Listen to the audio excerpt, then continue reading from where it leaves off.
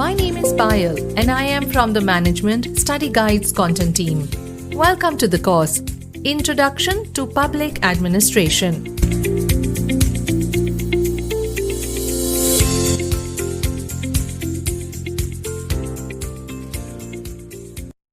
Let's begin. You must know that in the olden days, there were various kingdoms which were ruled by the monarchs. So, how do you think the kingdom was run?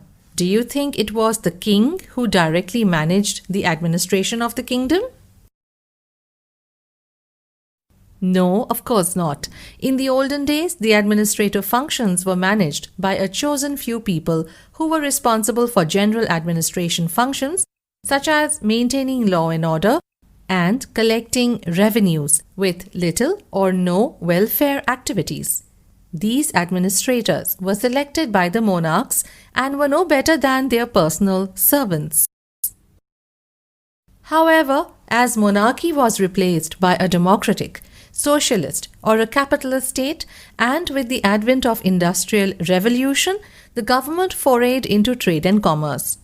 Next, the Industrial Revolution gave way to imperialism, nationalism and internationalism, which added on to the widening avenues of government duties and responsibilities. As times changed, the objective of public administration also underwent a change, and by the 19th century, an organized approach to public servants and public administration was adopted. This approach was based on an exhaustive legal framework, replacing the patriarchal and hereditary function with bureaucracy. Hence, public administration today has become an integral part of the government, the state, the people, and the way they function with each other, because all aspects of citizens' life are influenced and decided by the government. Public administration is especially crucial because it is not enough to make policies and laws on paper. The interpretation and translation of those policies and laws into actions and carrying them out is the difficult part. The public administrators, therefore, have to play an important role in running the government as machinery. Let us now learn about Introduction to Public Administration in detail.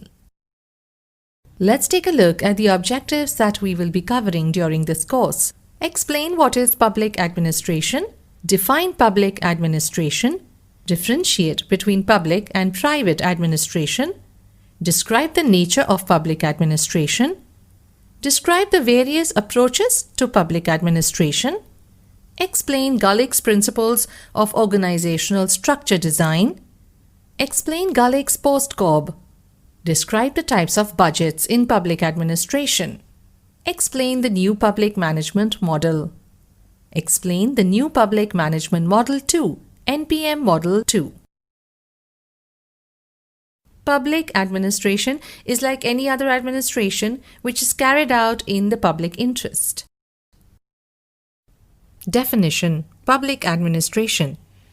Some academicians argue that all the government-related work falls into this category, while others choose to argue that only the executive aspect of government functioning comprises of public administration. Approaches to public administration.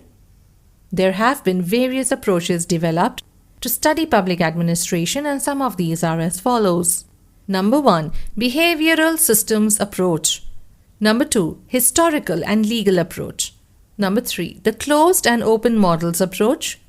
Number 4. Structural functional approach. Number 5. Marxian traditions approach. Number 6. Political economy approach. Number 7. Institutional approach. Number 8. Public policy approach.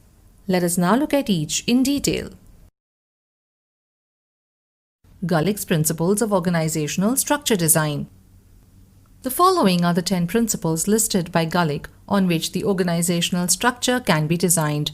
Number 1 is division of labor, specialization. Number 2, departmental organization. Number 3, hierarchical coordination. Number 4, deliberate coordination. Number 5, creating coordination committees.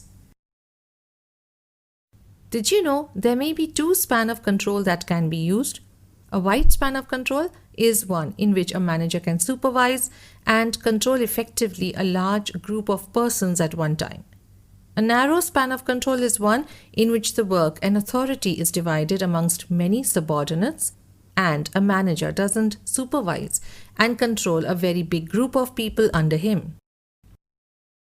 The different kinds of budget in the public financial management are balanced budget, revenue budget, performance budget, zero-based budget. Let's take a look at each of these in detail. With changing times, newer aspects were included in the NPM model and what the scholars term as NPM Model 2. The critical aspects of this model were: Number 1. Introduction of a more elaborate and evolved quasi-market system. Number 2. Creation of more fragmented or loosely contracted public sector organizations at the local level, setting in a change from the management of hierarchy to the management of contract. Number 3. Moving away from standardized service forms to more flexible and varied service forms. With every course, you get to view the course content online, download the PowerPoint presentation, and get the course completion certificate. With new courses added regularly, we offer you a continuous learning platform. Join our premium membership plan and get access to unlimited courses. All our plans are backed up by 30-day money-back guarantee. If you are not completely satisfied, we'll give you a full refund. We are so confident that you will enjoy the membership that we are willing to let you try at our risk, not yours.